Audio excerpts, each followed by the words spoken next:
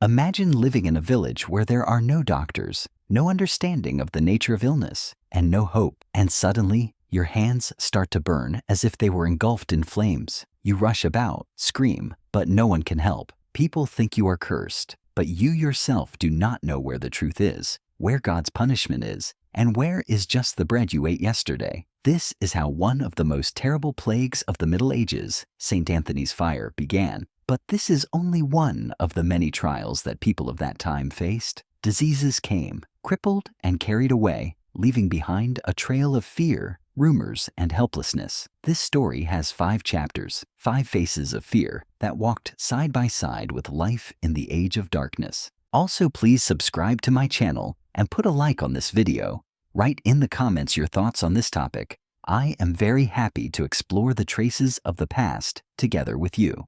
In 944 in French Aquitaine, the abbot of the Abbey of St. Anthony first described the strange torments that began to strike villagers along the Loire River. People came to the monastery with disfigured limbs, with gangrene, complaining of unbearable pain, as if their bodies were on fire. The disease quickly acquired a popular name, St. Anthony's fire, and the monks themselves became the last hope for the sufferers. Today, it is known that the culprit of these terrible symptoms was the fungus Claviceps purpurea, a parasite on rye. In wet years, it infected crops, turning ordinary bread into a deadly poison. People, unaware of this, continued to eat bread made from contaminated flour and soon began to feel hellish burning pain in their limbs, loss of sensitivity, and then the limbs themselves. Some developed dry gangrene, fingers, hands, legs turned black, died off and literally fell off like unnecessary branches. For others, it began with burning and cramping, but ended differently, with hallucinations, convulsions, swelling, fever. Some crawled on all fours, unable to walk,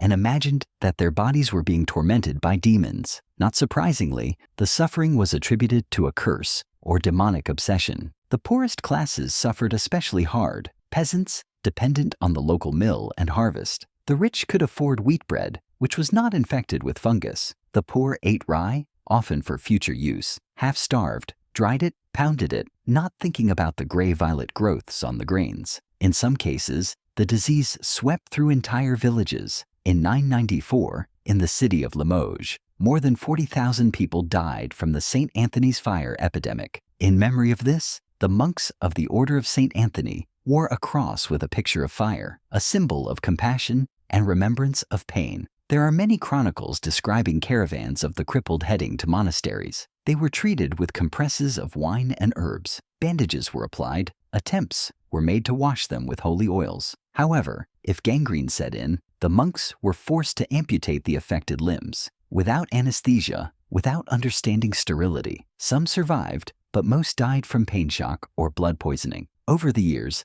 the monks managed to notice a pattern. The disease affected only those villages where people ate rye bread. Thanks to this observation, in some regions, they began to remove moldy rye or mix it with wheat. But knowledge of the fungus came only many centuries later, and in the Middle Ages, Anthony's fire remained a punishing hand from above for sins that no one could even guess about. Thus, St. Anthony's fire became the first link in a terrible chain of diseases that crippled entire generations. It burned people from the inside, leaving bodies without arms and legs, destroying families, and spreading terror. And all this because of bread eaten in the hope of living another day. In the Chronicles of 1374, covering the lands from Aachen to Cologne, there appears a mention of events that defied explanation. Crowds of people, mostly women, suddenly came out onto the squares, grabbed each other by the hand, and began to dance. They danced day and night, with pale faces, with eyes filled with an unknown horror, until they fell to the ground unconscious. Some rose and continued, some died of exhaustion. Priests made the sign of the cross over the air. People closed their shutters in horror. Children hid under benches.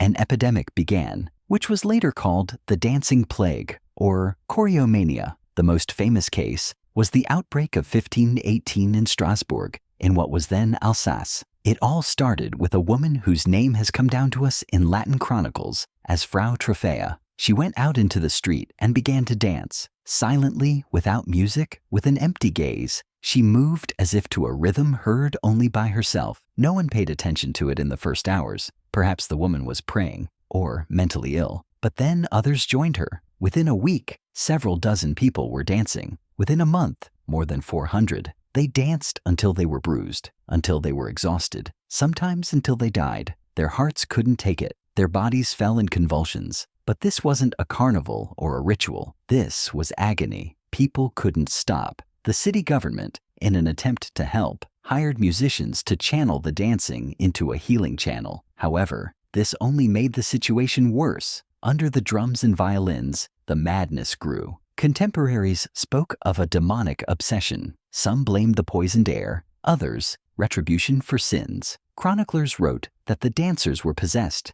and their eyes were like glass through which death looks. Some claimed that the dancing was caused by melancholy, depression, hunger, fear. After all, Europe at that time had barely recovered from the Black Death, and the harvests were again failing. Life became unbearably hard, and the body, unable to withstand it, seemed to break free from the captivity of the mind. Historians have suggested that the cause may have been either mental epidemics or mass stress, today known as mass psychogenic illness. In conditions of disaster, famine, fanatical religiosity, cruelty, and isolation, the mind found a distorted form of escape. In dance, in ecstasy, in the destruction of one's own body. The disease spread in pockets, mainly in the German lands and the Netherlands. But there is still no document explaining why such outbreaks occurred in these places and why they disappeared as suddenly as they began. Another interesting point: the bodies of those who died from choriomania showed no obvious signs of the disease upon examination. No ulcers, no gangrene,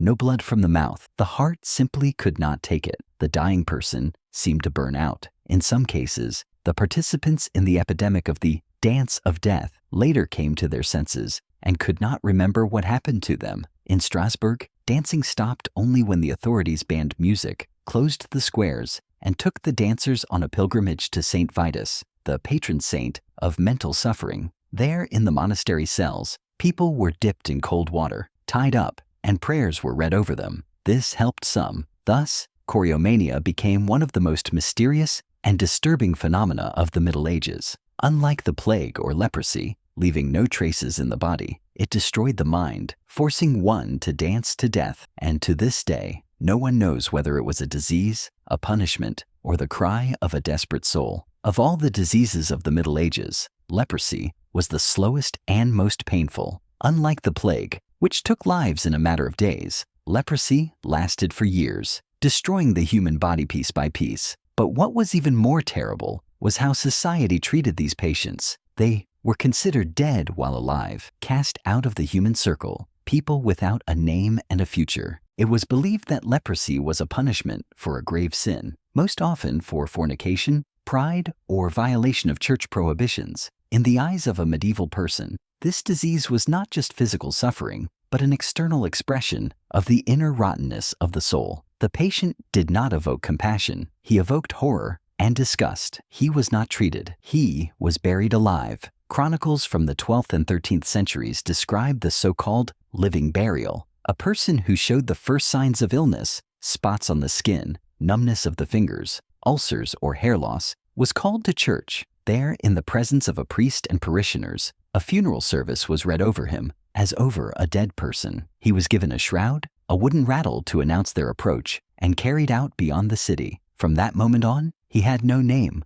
only a label: leper. Leprosariums, shelters for the sick, were located far outside the city walls. They were isolated houses, usually attached to monasteries. The sick lived there, not allowed to touch anyone, not allowed to approach villages, markets, or churches. Sometimes they carried bells or rattles so that passers-by could leave early. If a leper trespassed, he could be beaten, arrested, or even executed. The disease itself began unnoticed, with tingling in the fingers, numbness. Then the skin lost sensitivity, became covered with ulcers, bumps appeared, the face changed, became lion-like, the forehead thickened, eyebrows fell out, the nose collapsed, the limbs were deformed, the fingers died off, vision deteriorated, the voice became hoarse. The disease affected the nervous system. A person could put his hand in fire and not feel pain. Medieval doctors had almost nothing to offer. Only herbal decoctions, vinegar poultices, and the use of animal blood were known. One popular method was to wash the ulcers with wine and apply crushed garlic. The effect was weak and most often symbolic. It was believed that only repentance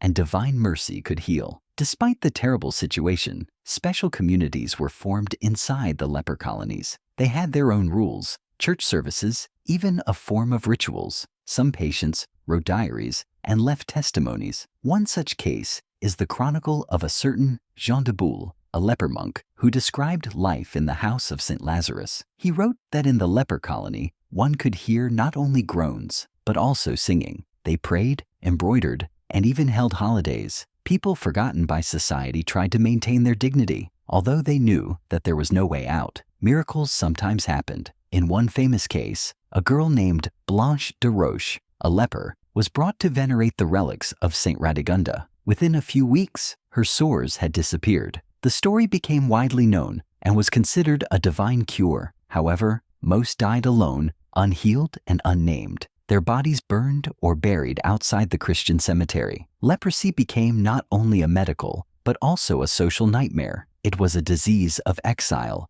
a disease of death. Even after death, the body of a leper had no right to rest next to others. He did not simply die, he disappeared. And this made leprosy one of the most terrible diseases of the Middle Ages, not so much for its symptoms, but for the loneliness it brought. Summer 1347. A Genoese merchant ship from the Crimea enters the port of Messina. On board are several dead men wrapped in rags and sailors covered in black swollen bumps, groaning in pain, with blue lips and wandering eyes. Within a few days, the first outbreaks of a strange disease spread through the port city, and a month later, all of Sicily. Thus begins the most terrible epidemic in the history of medieval Europe, the plague, which would later be called the Black Death. According to various estimates, it will kill between 30 and 60% of Europe's population. Cities become empty, villages disappear from maps, families die out down to the last infant. Not only the poor perish, entire monastic orders,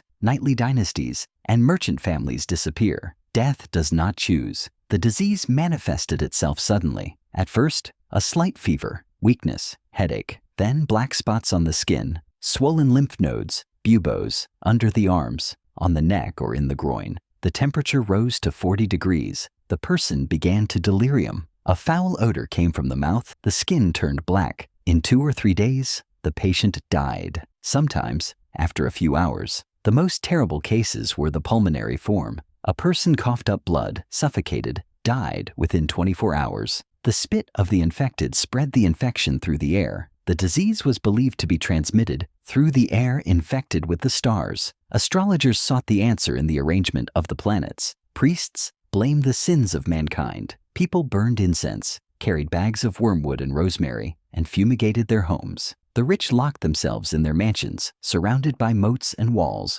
refusing to let in even servants. The poor died in the streets. The so-called flagellants appeared, crowds of half-naked men, walking through cities with songs of repentance. They scourged themselves until they bled, shouting about the end of the world. Their processions caused horror and silent hope. Maybe their suffering would pacify God, but the plague continued. Neither prayers, nor fasts, nor spells helped. There were mass graves everywhere. Gravediggers worked around the clock. Bodies were dumped into ditches and covered with quicklime. Sometimes they buried 10 people in one pit. The dying were thrown into houses and sealed from the inside. Crosses were painted on the doors and dates were written. Some streets in Venice, Paris, and London were literally walled up. Entire families were left there to rot. Interestingly, in the conditions of horror, not only rumors began to emerge, but also searches for explanations. Doctors were called in panic. They wore long leather robes and the famous masks with beaks, into which herbs were placed. It was believed that the plague spirit lingered in the beak,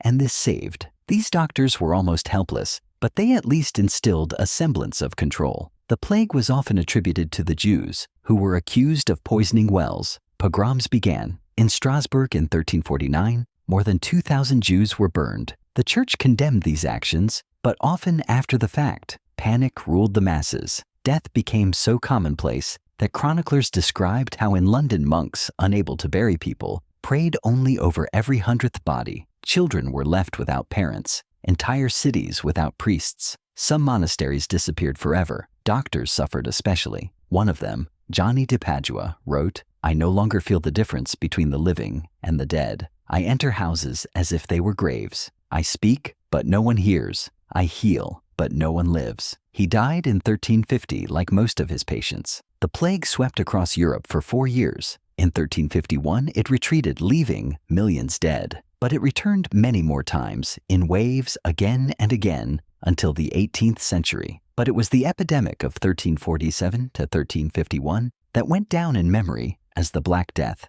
not only because of the number of victims, but also because of the fear it left behind. This fear lived on for centuries, in rituals, in writings, in paintings of death dancing, leading everyone, kings and beggars, along with him. Among all the strange and disturbing phenomena of the Middle Ages, a special place is occupied by the so-called St. Vitus disease, an incomprehensible, frightening condition in which a person began to shake uncontrollably, dance, writhe, lose speech, faint, or fall into violent fits. These attacks were accompanied by screams, laughter, tears, and abrupt body movements. Sometimes it seemed as if someone was leading a person by an invisible thread. The first mass cases of this disease were recorded in the 11th century in Saxony, but already in the 13th to 14th centuries, outbreaks swept across Central Europe. People believed that it was a punishment from above or possession by an unclean spirit. Those who suffered from this illness often turned to the image of St. Vitus, a martyr whose icon was considered capable of calming convulsions and driving out the devil. The symptoms were frighteningly varied. Some began with trembling of the hands and eyelids, then the movements intensified,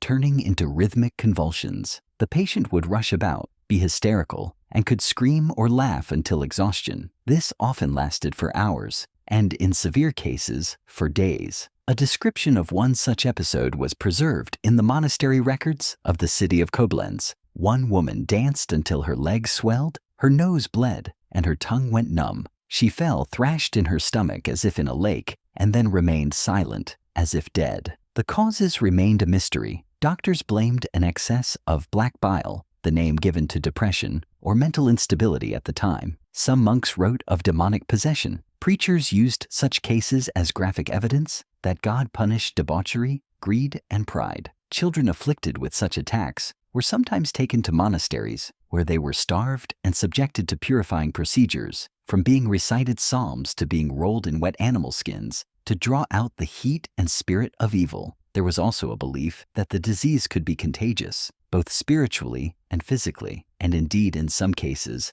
mass outbreaks occurred. Dozens or even hundreds of people began to dance or shake at the same time, especially in closed communities. This was observed in monasteries, in girls' schools, in communities. In 1482, in a Benedictine school near Mainz, 23 girls were struck down at the same time. They screamed, scratched, beat themselves, and then fell silent. There were no medical explanations back then, and today modern researchers tend to consider St. Vitus's disease part of the phenomenon of mass hysteria associated with strong psycho-emotional stress, religious anxiety, and social isolation. But in the Middle Ages, people believed in something simple. It was a punishment or a mark. There was no escape from it. Only repentance, prayer, and the mercy of the saint could save. Often, on the periphery of such events, there appeared healers, wandering monks, hermits, or even charlatans who offered help, water from holy springs, purification rituals, ointments made from ashes. Some actually found relief, perhaps from suggestion,